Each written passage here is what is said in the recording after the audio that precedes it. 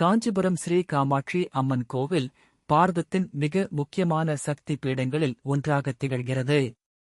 இக்கோவில் உலகெங்கிலும் உள்ள பக்தர்களுக்கு ஒரு உன்னத ஆன்மீக மையமாக தொடர்கிறது. இக்கோவிலின் முக்கிய சிறப்பம்சங்கள் பின்வருமாறு. 1. முக்கிய சக்தி பீடம், நாபி பீடம். சதி தேவியின் உடல் பாகங்கள் விழுந்த 51 சக்தி பீடங்களில் இத்தலம் தேவியின் நாபி, தொப்புள் விழுந்த இடமாக கருதப்படுகிறது. இது பூமியின் மையம் அல்லது நாபிஸ்தானம் என்றும் போற்றப்படுகிறது. 2. காஞ்சியின் ஒரே சக்தி ஆலயம். காஞ்சிபுரத்தில் நூற்றுக்கணக்கான சிவாலயங்கள் இருந்தாலும் அவற்றில் அம்மனுக்கு என தனி சன்னதிகள் கிடையாது. காமாட்சி அம்மனே நகரின் அனைத்து சிவாலயங்களுக்கும் ஒரே சக்தியாக திகழ்வதால் காஞ்சியில் நடைபெறும் எந்த உற்சவமானாலும் சுவாமி காமாட்சி கோவிலை சுற்றி வருவது மரபாகும். 3. ஸ்ரீ சக்கரம் மற்றும் ஆதிசங்கரர்.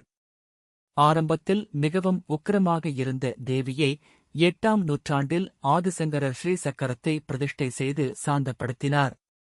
இக்கோவிலின் கருவறைக்கு முன்னால் இந்த ஸ்ரீ சக்கரம் அமைந்துள்ளது. 4. பத்மாசன யோக நிலை.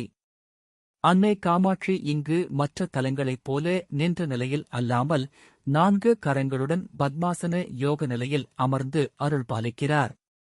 அவர் கரும்புவில், மலர்கணைகள், பாசம் மற்றும் அங்குசம் ஆகியவற்றை தாங்கியுள்ளார்.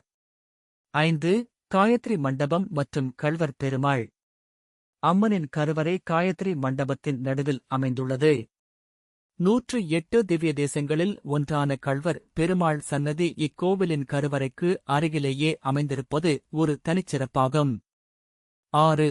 ஆண்டின் முக்கிய நிகழ்வுகள். கனு உற்சவம். கனு உற்சவம் சோகஸ்மேலி ஒவ்வொரு ஆண்டும் ஜனவரி 10 முதல் 16 வரை நடைபெற்றது. காஞ்சிபுரம் காமாட்சியம்மன் விழா ஒவ்வொரு ஆண்டும் அக்டோபர் 12 மற்றும் நவம்பர் 29 ஆகிய தேதிகளில் முக்கிய வழிபாடுகள் மற்றும் அலங்காரங்கள் நடைபெறும் என எதிர்பார்க்கப்படுகிறது. நவராத்திரி விழா ஒவ்வொரு ஆண்டும் அக்டோபர் 15 அன்று நவராத்திரி சிறப்பு அலங்காரங்கள் மற்றும் கொண்டாட்டங்கள் தொடங்கும். இக்கோவில் பக்தர்களுக்கு ஞானம், செல்வம் மற்றும் மன அமைதியை வழங்கும் கருணைக் கடலாக திகழ்கிறது.